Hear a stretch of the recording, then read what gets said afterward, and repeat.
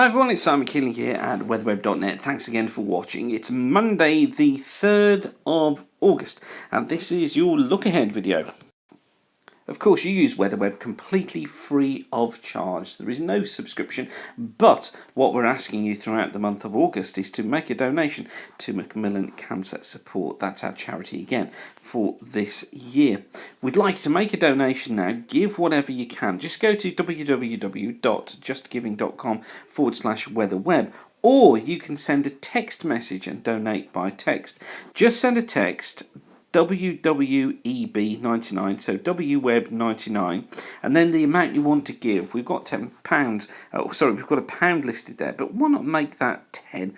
That's our suggested donation, and just send that text to 70070, and that will donate £10 to Macmillan. And thanks for your support. Last year we raised almost £3,000, so this year we're trying to beat that target. Okay, on with the forecast. This is how things look at the moment for the temperature anomalies for the next 7 days across the globe. Cool weather across eastern parts of Canada and the northeastern states. Slightly warmer than normal across the southern parts of the states, but significantly warmer than normal here across parts of southern Brazil, Paraguay and Uruguay.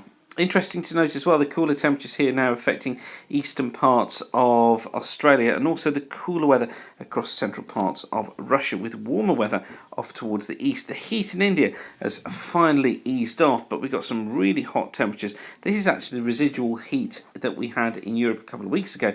We've got some really hot temperatures now running down into the Middle East. Just look how warm Europe is as well. And if we just zoom in on Europe, that depth of hot air, look here, extending across eastern parts of Spain, up through southern parts of France and across many central and eastern parts of Europe, with temperatures a good 6 degrees Celsius above normal for the time of year. Unfortunately, across the UK, well, temperatures nearer normal overall, cooler off towards the west and warmer off towards the east.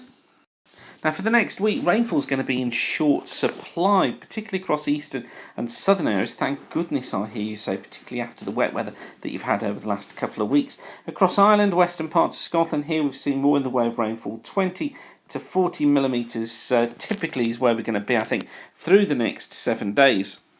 These numbers are always really hard to pin down because the models do tend to overestimate, if anything, rainfall, and the best to be used just as a guide really as to where the heaviest will be, and you see it there across more western parts of the country. Now as far as Europe is concerned, not that much rainfall around across the east, but we've got some heavy thundery showers, look, across parts of eastern Spain, running up through parts of France into the Low Countries, western parts of Germany and into the Alps as well. There's our rain across western parts of the UK, but really unsettled look across Scandinavia.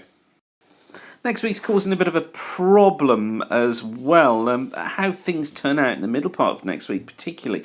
This is the forecast from the GFS for midnight Monday going into Tuesday the 11th. And you note that trough off towards the west, look, ridge across the southern parts of the UK, jet up here towards the north. But just compare that with the Canadian, which also sees the trough out towards the west, look, but has the ridge further eastward. So it's going for the idea of it turning more unsettled from next Tuesday. And then the ECMWF, which pulls the trough even further eastwards and goes for a more widespread period of more unsettled conditions middle part of next week. And this is the idea I think that we're going to go with. The idea that we dry, yes, through to the end of next Monday, but come Tuesday things could turn more unsettled as this trough moves through. I don't think we're looking at a washout, but certainly I think we're looking at more mixed conditions than we've had so far this week. What about after that? Well, I'm doing some work on that at the moment, and I'll give you an update on how conditions look through the rest of August into September in Tuesday's update. But just wanted to point out this chart to you. This is from the IRI. It's the mid-July predictions for El Niño. And what to do here is just to take the middle line, which is through here, and you can see most are coming in with a prediction of around a +2 event, which is pretty close to the predictions that we were making throughout the summer months. And really the pattern for July has gone according to plan as far as when you look at previous El Niño events, these moderate El Niño events, and how they generally turn out. So we'll take a look tomorrow at how a typical September turns out in these moderate El Niño periods. I'll leave you with that for now, but don't forget to give to our Macmillan appeal. All the details are on the screen here. But for now, whatever you're doing, thanks again for watching. Keep the sun shining, and bye for now.